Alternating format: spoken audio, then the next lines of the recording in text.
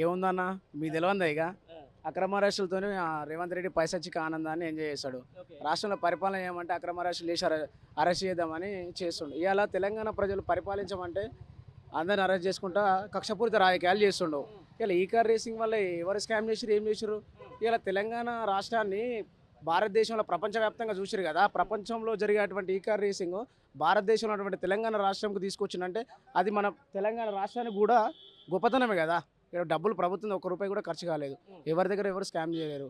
ఇవాళ ఎందుకు ఈ అక్రమ అరెస్టులు ఏంటంటే నాకు కక్షపూరిత రాజకీయాలు చేయనీకే ఓన్లీ సీఎం అయ్యి కక్షపూరిత రాజకీయాల కోసమే సీఎం అయినట్టు అనిపిస్తుంది.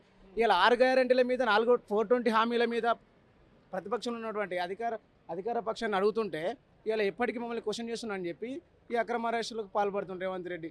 ఇవాళ ఈ అక్రమ అరెస్టులతో ఏం కాదు, ఏం చేయలేరు. ఇలా ఈ అరెస్టులకు భయపడితే తెలంగాణ రాష్ట్రాన్ని సాధించటంలే కాదు, ఇలా కేసీఆర్ శిష్యులు అంత కేసీఆర్ సైనికులు ఇలా అక్రమ అరెస్టులతో ఏం చేయలేరు. మీ పైసచ్చికి ఆనందం తప్ప ఇక్కడ ఏమీ ఒరిగేది లేదు, ఏం లేదు.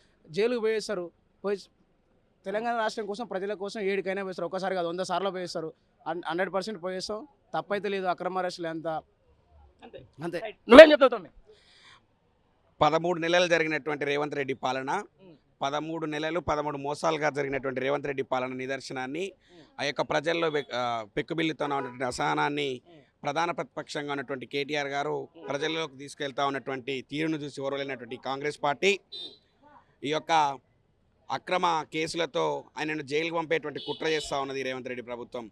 ఫార్ములా ఈ రేస్తో కేటీఆర్ గారు హైదరాబాద్ బ్రాండ్ పెంచాలని ప్రయత్నం చేస్తే ఈరోజు రేవంత్ రెడ్డి ప్రభుత్వం ఆ యొక్క అక్రమ కేసు బనాయించి కేటీఆర్ గారిని జైలుకు పంపేటువంటి ప్రయత్నం చేస్తూ ఉంది. రేవంత్ రెడ్డి గారు గుర్తుపెట్టుకోండి, మీ యొక్క అసమర్థ ఈ దరిద్ర పాలన వల్ల హైదరాబాద్ కానీ తెలంగాణ రాష్ట్రం కానీ కేసీఆర్ గారి పాలనలో 100 ఏళ్ల అభివృద్ధితో ప్రగతి పథాన పయనిస్తే మీ యొక్క సంవత్సర పాలనలోనే తెలంగాణ రాష్ట్రం 100 ఏళ్ల వెనక్కి నెట్టివేయబడింది. మీ యొక్క దరిద్ర పాలన వల్ల, మీ యొక్క చేతగాని అసమర్థత పాలన వల్ల రాష్ట్రంలో రియల్ ఎస్టేట్ కానీ వివిధ రంగాలు కుదేలా ఈరోజు రాష్ట్రం తిరోగమన దిశగా ముందుకు సాగుతూ ఉంది. ఈ యొక్క రేవంత్ రెడ్డి చేతగాని పాలనను రాష్ట్ర ప్రజలు కానీ ముఖ్యంగా యావత్తు తెలంగాణ రాష్ట్రంలోని మేధావులు విద్యార్థులు గమనిస్తూ ఉన్నారు.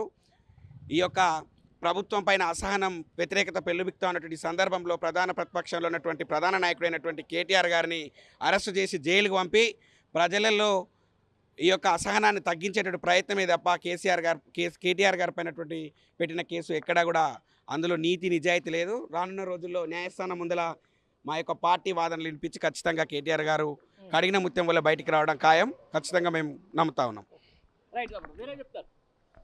అన్న, ఈ రేవంత్ రెడ్డి ప్రభుత్వం చేసేదంతా చాలా అక్రమ అరెస్టులు ఇవన్నీ చాలా. దీంట్లో ఒకటి మనం ఆలోచించాల్సింది ఏంటంటే అది జరిగింది ఫార్ములాకి కార్ రేసింగ్ అనేది జరిగింది 2023లో. ఆ కేసు పెట్టింది 2024లో. ఈయనే మనకు అర్థమవుతా ఉంది వీళ్ళు పెట్టి మొత్తం అక్రమ కేసులకు ఏమైనా తట్టుకునే కెపాసిటీ తెలంగాణ ప్రజలకు ఉంది, మా టీఆర్ఎస్ పార్టీకి ఉన్నది. ఇటువంటి కేసులు మేము తెలంగాణ ఉద్యోగులు ఎన్నో చూసినాం.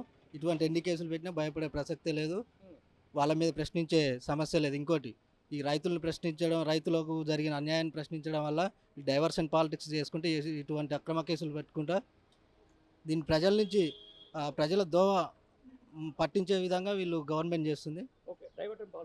డైవర్షన్ పాలిటిక్స్లే ఈ భాగంగా ఈ కేసు అక్రమ కేసు.